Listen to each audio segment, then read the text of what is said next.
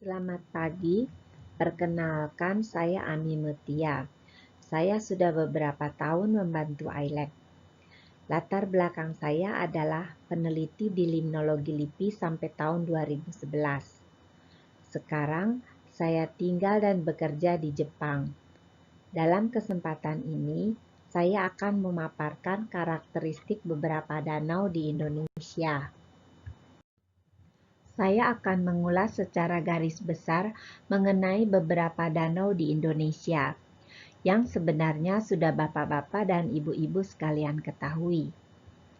Saya akan memaparkan sedikit karakteristik danau-danau tersebut dan membahasnya dengan membandingkan danau di Jepang. Setiap danau di Indonesia sendiri mempunyai karakteristik yang berbeda, baik secara fisik maupun lingkungan sekelilingnya. Perbedaan bisa saja dalam hal iklim lokal, misalnya antara iklim di danau-danau di Sumatera dan danau-danau di Sulawesi berbeda. Begitu pula dengan kepentingan setiap danau. Ada yang peruntukan utamanya untuk perikanan dan ada pula yang untuk wisata alam. Selain itu, budaya daerah setempat, keadaan ekonomi masyarakat, dan tingkat kesadaran masyarakat akan pentingnya danau di daerahnya masing-masing sangat berperan dalam pelestarian danau itu sendiri. Diharapkan gambaran secara garis besar ini dapat menjadi bahan diskusi dalam mempelajari bagaimana bangsa Jepang mengelola dan melestarikan danau-danaunya. Pertama-tama yang perlu diperhatikan adalah bahwa danau-danau di Jepang termasuk danau dalam iklim 4 musim. Sedangkan danau di Indonesia adalah danau iklim tropis dengan 2 musim, yaitu musim kemarau dan musim penghujan yang jelas perbedaannya. Di sini iklim sangat berpengaruh baik terhadap fisik danau, air atau tanah, maupun struktur flora fauna di dalam danau. Demikian pula struktur tanah di danau tropis berbeda dengan danau di iklim 4 musim. Selain itu, keadaan ekonomi dan budaya masyarakat yang tinggal di dekat danau berbeda dan berpengaruh terhadap tingkat kesadaran masyarakat akan pentingnya pelestarian danau. Kejadian-kejadian dan pengalaman yang dirasakan oleh masyarakat Jepang sekitar danau berpengaruh pada berbagai kebijakan yang diambil pemerintah pusat dan pemerintah daerah. Hal ini mendorong diambilnya langkah-langkah pengelolaan secara sistematik dengan berbagai teknologi maupun zonasi tata guna lahan yang diterapkan berdasarkan informasi danau yang diperoleh dari hasil penelitian dan pemantauan secara berkala. Di Jepang, baik pemerintah pusat, daerah, dan swasta berusaha mengalokasikan banyak dana untuk pemulihan kesehatan danau dan pelestariannya yang berkelanjutan.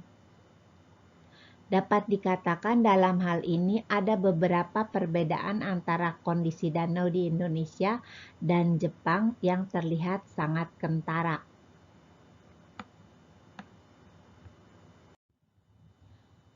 Marilah sekarang kita melihat danau di Indonesia.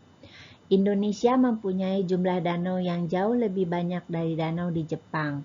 Ada 840 danau yang tersebar di kepulauan Indonesia. Sebagian besar danau di Indonesia adalah danau alami. Danau yang terbesar di Indonesia adalah Danau Toba yang luas permukaannya lebih dari 1000 km persegi. Sedangkan danau yang terdalam di Indonesia yang juga merupakan salah satu danau yang terdalam di dunia adalah Danau Matano dengan kedalaman maksimum 590 meter. Kegunaan danau-danau di Indonesia sangat beragam. Berikut ini saya paparkan beberapa kegunaan umum dari danau-danau di Indonesia. Kita bisa melihat bahwa kegunaan danau-danau ini semuanya sangat berkaitan dengan kualitas air danau. Oleh sebab itu, pemerintah Indonesia mempunyai peraturan tentang baku mutu air yang tercantum dalam Peraturan Pemerintah 82 tahun 2001. Air danau yang peruntukannya untuk perikanan termasuk kriteria kelas 2. Danau di Jepang juga mempunyai beragam kegunaan. Namun kegunaan satu dengan lainnya diusahakan saling mendukung sehingga penggunaan danau bisa berkelanjutan. Sebagai contoh, danau tempat suatu jenis ikan endemik tertentu yang kelimpahannya dijaga harus mempunyai kualitas air yang sesuai untuk keberlangsungan hidup spesies ikan tersebut. Kualitas air yang demikian tentu saja juga harus menunjang penggunaan lain dari danau tersebut, seperti misalnya untuk air minum. Berikut ini adalah masalah-masalah yang terdapat di Danau Indonesia. Pemanfaatan danau dan kawasan di sekitarnya yang kurang terkendali menyebabkan kondisi ekosistem danau mengalami degradasi yang semakin berat. Menurunnya volume dan kualitas air danau disebabkan oleh pencemaran sampah dan limbah domestik maupun industri, sedimentasi, eutrofikasi, dan erosi. Perikanan, karamba jaring apung yang tak terkendali dan berkurangnya populasi ikan endemik. Kawasan hutan sekitarnya yang rusak. Pada kesempatan kali ini, pemaparan beberapa danau di Indonesia akan difokuskan pada salah satu topik dari pelatihan ini, yaitu mengenai pencemaran dan kualitas air danau. Pengukuran berkala dan evaluasi kualitas air danau perlu dilakukan sebagai dasar dalam pengambilan kebijakan, penyusunan rencana pengelolaan, dan penyelamatan danau. Dengan diketahuinya kualitas air dan daya tampung beban pencemaran suatu danau, maka pemerintah daerah dapat mengeluarkan regulasi mengenai penetapan zona yang dapat dimanfaatkan untuk kegiatan industri, lingkungan perumahan, dan kegiatan pertanian. Adanya penetapan zona tersebut dapat memberikan dampak positif terhadap kualitas air danau, sehingga ekosistem danau akan memiliki kemampuan pemulihan diri dari pencemaran yang masuk ke badan perairan. Walaupun demikian, pembahasan mungkin akan menyinggung hal atau masalah lain karena masalah penyelamatan dan pelestarian danau merupakan kesatuan yang saling terkait. Sebagai acuan yang digunakan adalah Baku Mutu Kualitas Air Peraturan Pemerintah Nomor 82 Tahun 2001 Kelas 2, yaitu air yang peruntukannya adalah prasarana sarana rekreasi air, pembudidayaan ikan air tawar, peternakan, pengairan, pertamanan, dan atau peruntukan lain yang mempersyaratkan mutu air yang sama dengan kegunaan tersebut. Danau di daerah tropis mempunyai suhu air yang lebih tinggi dari danau di daerah 4 musim. Suhu mempengaruhi reaksi kimia dan biologi yang terjadi di dalam air.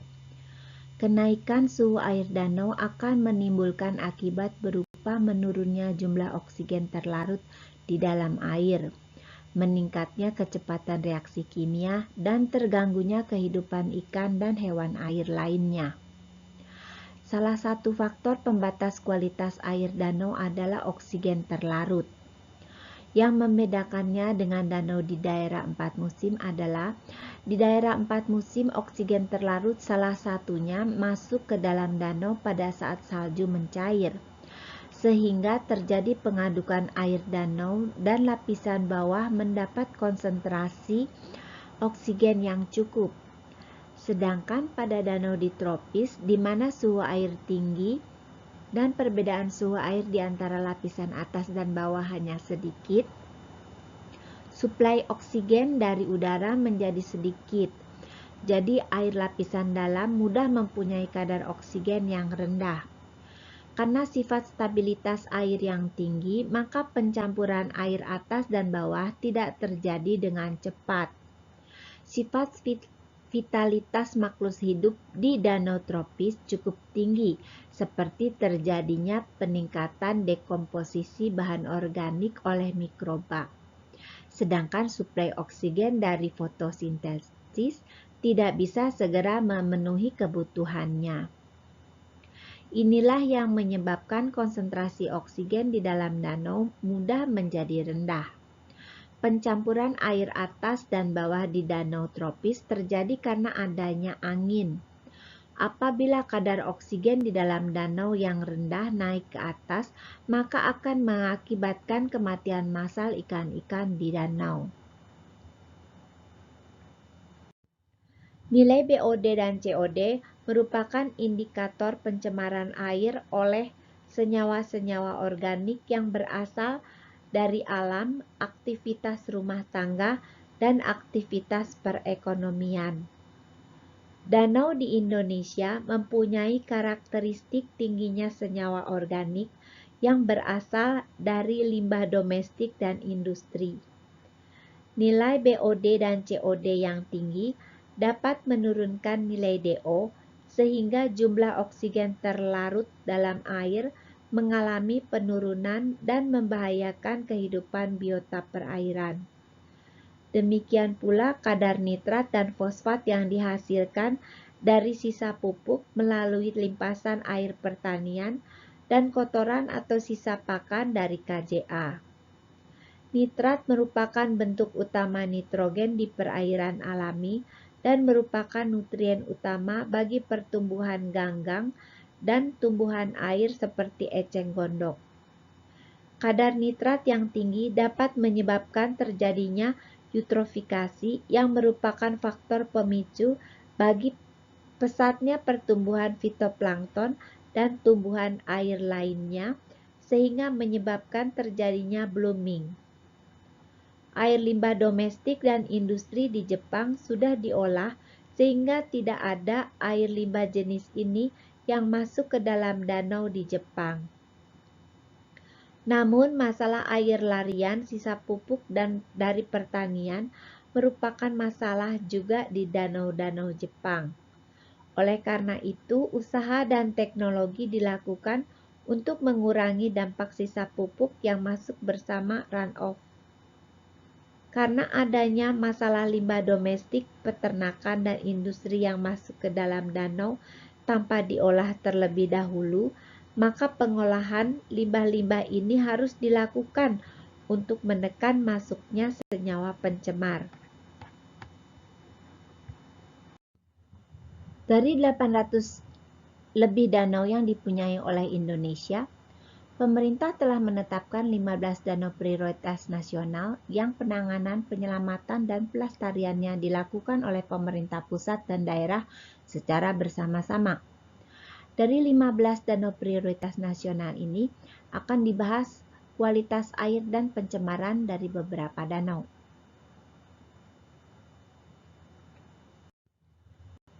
Danau Toba terletak di 7 kabupaten di Sumatera Utara. Di tengah-tengahnya terdapat Pulau Samosir, danau vulkanik kaldera yang terbesar di dunia dengan luas permukaan lebih dari 1000 km persegi. Danau ini memiliki iklim yang sejuk dengan suhu sekitar 20 derajat Celcius. Danau Toba menurut Dinas Kebudayaan dan Pariwisata Sumatera Utara adalah prioritas objek dan daya tarik wisata di Sumatera Utara. Juga ditetapkan sebagai destinasi pariwisata nasional dan destinasi pariwisata unggul di Provinsi Sumatera Utara. Pemerintah menetapkan kawasan Danau Toba sebagai kawasan strategis nasional bidang pariwisata yang selanjutnya disebut sebagai kawasan strategis pariwisata nasional. Marilah kita lihat kualitas air Danau Toba di Desa Silima dekat banyak keramba jaring apung ditemukan. Beberapa titik sampel menunjukkan kandungan BOD, COD, dan fosfat yang tergolong tinggi. Hasil analisa metode Storet menunjukkan perairan tercemar sedang, kelas C. Pengukuran tingkat pencemaran menggunakan indeks keragaman fitoplankton menunjukkan danau ini termasuk dalam kategori tercemar sedang. Ada pula penetapan tingkat kesuburan perairan yang menyatakan bahwa kondisi danau ini eutropik. Sebagaimana yang dicanangkan oleh pemerintah pusat dan daerah, Danau Toba adalah daerah pariwisata strategis nasional. Oleh karena itu, perlu mempunyai kualitas air yang baik. Selain itu, masyarakat setempat juga membutuhkan air danau yang bersih untuk kebutuhan hidup. Keramba jaring apung memang memiliki nilai ekonomi yang tinggi. Namun, penelitian telah menunjukkan bagaimana limbah KJA ini merusak kualitas air dan ekosistem yang ada di dalamnya. Kualitas air yang menurun menjadi penyebab kematian massal ikan yang menimbulkan bau busuk dan pemandangan yang tidak elok, dan ini akan berdampak pada sektor pariwisata. Pemerintah harus segera melakukan evaluasi terhadap kebijakan pemberian izin KJA di Danau Toba. Pemerintah juga harus meninjau kembali Perpres nomor 81 tahun 2014 tentang zonasi perairan di Danau Toba, di mana melalui Perpres ini para pengusaha KJA bernaung. Karena dalam Perpres disebutkan bahwa KJA diperbolehkan di mana zonanya telah ditentukan oleh pemerintah. Tentu saja pengusaha melihat itu sebagai peluang. Jadi apabila peruntukan utama Danau Toba adalah pariwisata, maka kualitas air danau harus ditingkatkan.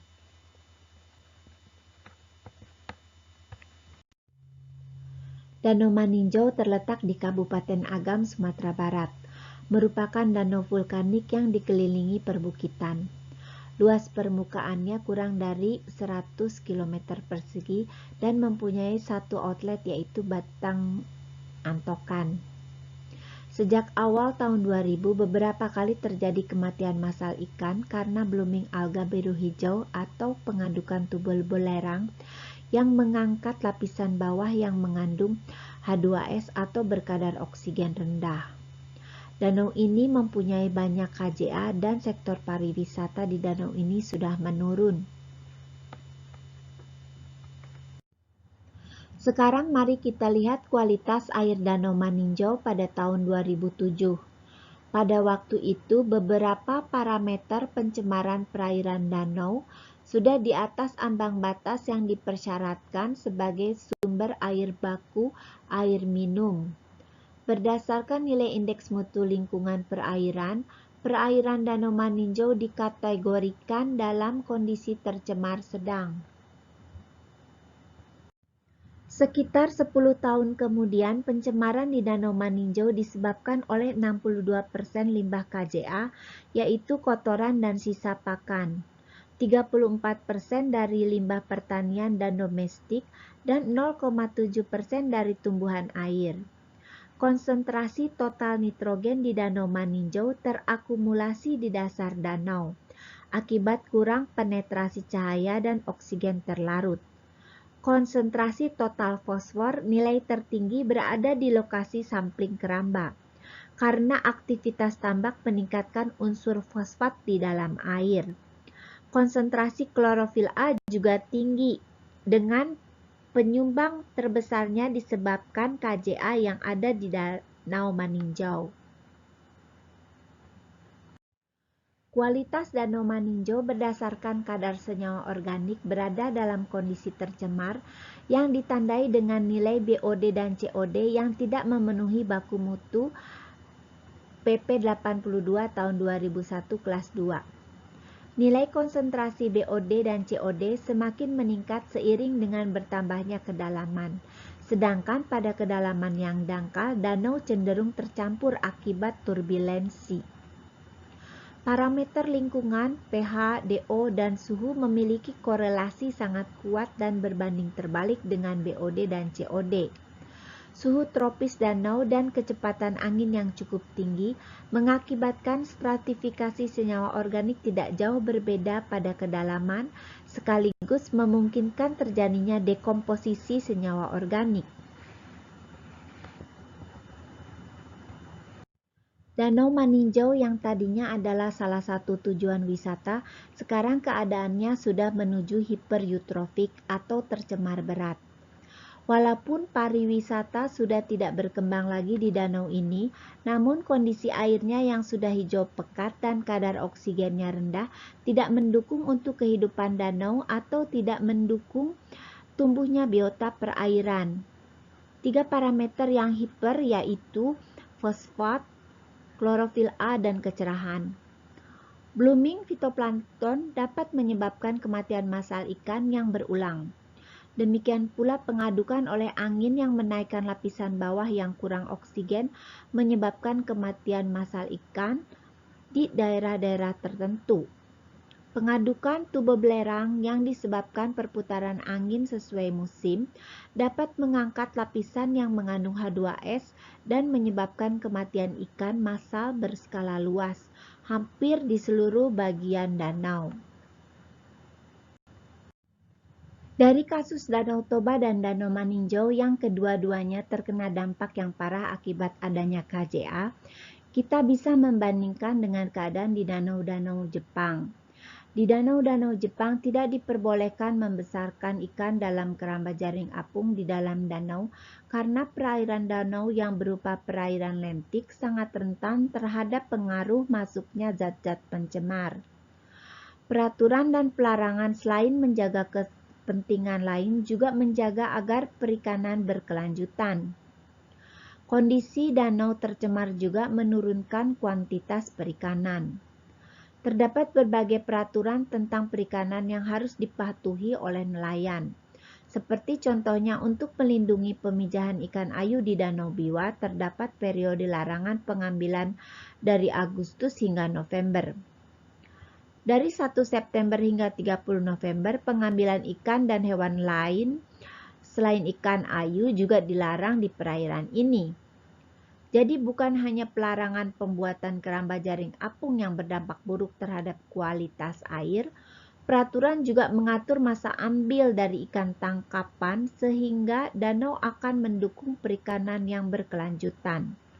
Peraturan dan pelarangan selain menjaga kepentingan lain juga menjaga agar perikanan berkelanjutan karena kondisi danau tercemar juga menurunkan kuantitas perikanan. Walaupun kondisi danau tercemar berat, Danau Maninjau mempunyai ikan-ikan endemik yang harus dijaga pelestariannya. Oleh sebab itu, harus dilakukan upaya serius untuk meningkatkan mutu kualitas air. Pada tahun 2017, LIPI telah melakukan pembenihan, pembesaran, dan restocking ikan lokal asli Danau Maninjau seperti ikan bada, asang, dan supare. Hasil penelitian terhadap masyarakat sekitar Danau Maninjau menunjukkan meskipun masyarakat memiliki sikap terhadap lingkungan yang positif, tetapi tidak sampai terwujud dalam perilaku aktual. Faktor budaya, regulasi, dan pengawasan merupakan faktor yang melatar belakangi tidak optimalnya pemanfaatan dan upaya pelestarian danau. Di sini diperlukan pengelolaan bersama. Sekitar tahun 2003 dibangun Pusat Penelitian Danau Maninjau oleh LIPI. Tujuannya adalah monitoring berkala kualitas air Danau Maninjau, peringatan dini kematian massal ikan, dan penyediaan bibit ikan asli. Sekarang kondisinya terbengkalai karena tidak ada dana dari LIPI, pemerintah pusat maupun daerah. Sebagai bentuk keseriusan penyelamatan Danau Maninjau, sebaiknya fasilitas yang ada dipergunakan dan diaktifkan kembali. Danau Limboto terletak di kota dan Kabupaten Gorontalo. Luas permukaannya bervariasi tergantung musim penghujan dan musim kemarau. Luas permukaan Danau Limboto terus menyusut karena adanya sedimentasi. Terdapat 23 batang sungai yang masuk ke Danau Limboto. Masalah utama adalah sedimentasi, penggunaan lahan, blooming, eceng gondok, dan KJA. Hasil penelitian kualitas air Danau Limboto tahun 2006 menunjukkan bahwa berdasarkan tingkat kecerahan, nitrat, fosfat, klorofil A, dan kelimpahan plankton, danau ini termasuk ke dalam perairan eutrofik hingga hipertrofik, subur. Demikian pula hasil penelitian sekitar 10 tahun kemudian, yaitu tahun 2017, parameter nitrat fosfat di dalam danau telah melebihi baku mutu yang ditetapkan, PP 82 tahun 2001. Ditambah lagi parameter hidrogen sulfida dan E. coli yang juga telah di atas baku mutu. Jadi selama 10 tahun keadaan Danau Limboto tidak bertambah baik. Hasil penelitian lain pada tahun 2018 yang menggunakan nilai indeks kimia Kirchhoff mengatakan bahwa Danau Limboto tercemar ringan sampai sedang. Hasil penelitian menunjukkan bahwa kualitas air Danau Limboto maupun sungai-sungai yang berada di sekitarnya telah tercemar. Danau Limboto merupakan muara dari sungai-sungai di sekitarnya yang merupakan daerah pertanian dan perkebunan masyarakat yang menggunakan pupuk dalam jumlah besar sehingga air limpasannya mengandung sisa pupuk yang tinggi kadar nitrat dan fosfatnya. Selain itu juga sungai-sungai dijadikan lokasi budidaya ikan oleh masyarakat. Kotoran dan sisa pakan akan terbawa masuk ke dalam Danau Limboto. Selain senyawa pencemar, sungai-sungai yang bermuara ke Danau Limboto juga membawa masuk sedimen yang menyebabkan pendangkalan. Danau Limboto. Kadar nitrat dan fosfat yang tinggi selain berasal dari pupuk, juga dari buangan limbah domestik masyarakat yang bermukim di bantaran danau dan budidaya KJA di dalam danau. Kotoran dan sisa pakan ikan yang jatuh dari karamba jaring apung di dalam Danau Limboto menambah jumlah nitrat dan fosfat di danau yang menyebabkan pertumbuhan subur tanaman eceng gondok. Danau Poso terletak di Kabupaten Poso, Sulawesi Tengah. Danau yang mempunyai luas 323 km ini mempunyai kedalaman maksimum 450 meter. Terdapat 91 sungai yang bermuara ke Danau Poso. Danau Poso memperoleh suplai air masuk terutama dari beberapa sungai besar. Outlet Danau Poso ialah Sungai Poso yang mengalir sepanjang 52 km dan bermuara di Teluk Tomini.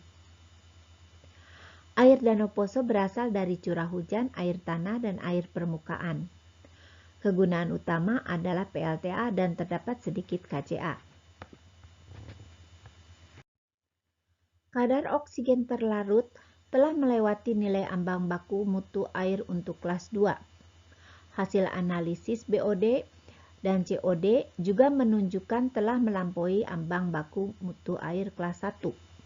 Ini berarti Danau Poso telah mengalami pencemaran oleh bahan-bahan organik yang terutama berasal dari limbah rumah tangga dan industri. Hasil penelitian lain pada tahun 2011 menunjukkan bahwa berbagai parameter fisika dan kimia air di perairan Danau Poso masih ideal untuk mendukung organisme perairan termasuk ikan. Pengukuran indeks status tropik menunjukkan perairan Danau Poso tergolong perairan yang jernih dan tingkat tropik, mesotropik hingga eutropik rendah. Dari kedua hasil tersebut menunjukkan bahwa perairan Danau Poso sudah termasuk dalam kategori mesotrofik, yaitu kesuburan sedang, hingga eutrofik ringan. Walaupun demikian, kondisi ini menandakan telah terjadi perubahan kondisi air Danau Poso, tempat habitat alami berbagai jenis ikan, sebagai spesies endemik yang sekarang terancam punah. Oleh karena itu sangat penting menjaga kualitas air danau agar tetap terjaga, terutama pada pengurangan laju sedimentasi dan penanggulangan pencemaran air. Tingginya laju erosi dan sedimentasi di muara Sungai Kodina telah berkontribusi terhadap tingginya konsentrasi padatan tersuspensi yang ditemukan di stasiun pengamatan Sungai Kodina.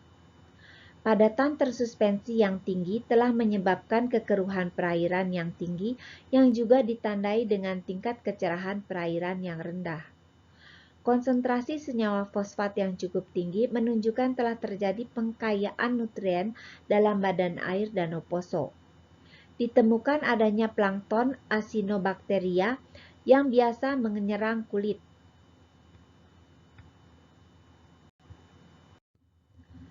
Danau Poso mengalami laju erosi dan sedimentasi yang cukup tinggi akibat kerusakan lahan di daerah tangkapan air dan meluasnya lahan kritis di sekitar kawasan danau karena perambahan hutan.